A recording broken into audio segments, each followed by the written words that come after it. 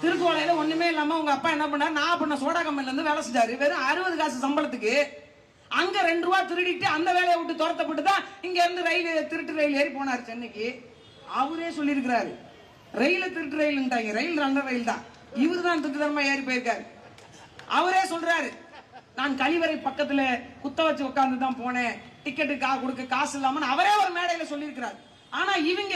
அனைவருக்கும் வணக்கம். இந்த பதிவு யாருக்கு என்று சொன்னால், இந்த ஓடுகாலி காளியம்மாள் அவளுக்கு தான். உன்னையே காளியம்மா சீமான் வந்து உன்னை பிசுறுன்னு சொல்லி இல்லையா, நீ அங்கிருந்து தப்பிச்சு அதிமுகல சேர்ந்துட்டு அந்த கட்சியினுடைய சாதனையை பேசு இல்லையா. கலைஞரை பத்தி எவன் பேசினாலும் நாங்க சும்மா இருக்க மாட்டோம். ஏன்னா கலைஞர் தலைவர், கலைஞர் வந்து இறந்து போனவர் இல்லையா. ஆனா நீ ஒரு எல்லா மேடையிலும் என்ன பேசுற, ஓடுகாலி காளியம்மா உனக்கு தெரியுமா? அதாவது உதயநிதி ஸ்டாலின் அவர்களுக்கு தெரியாத விஷயம் நான் ஒண்ணு சொல்லட்டுமா, ஐயா மு.க. ஸ்டாலினுக்கு தெரியாத விஷயம் சொல்லட்டுமா? அதாவது தலைவர் கலைஞர் வந்து ஒரு சோடா கடையில வந்து வேலைக்கு சேர்ந்தாராம். அதுல மாசம் வந்து 60 பைசாவாம்.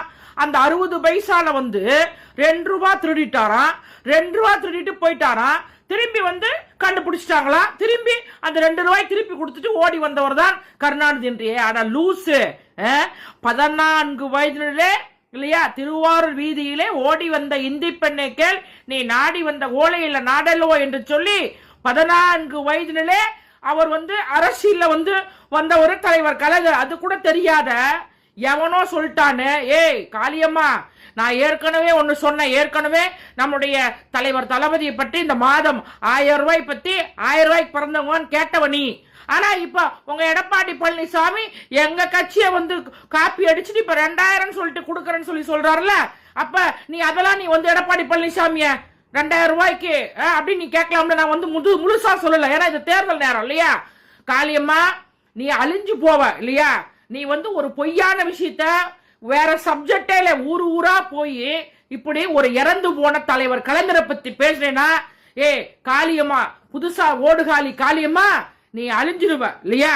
நன்றி வணக்கம் நண்பர்களே.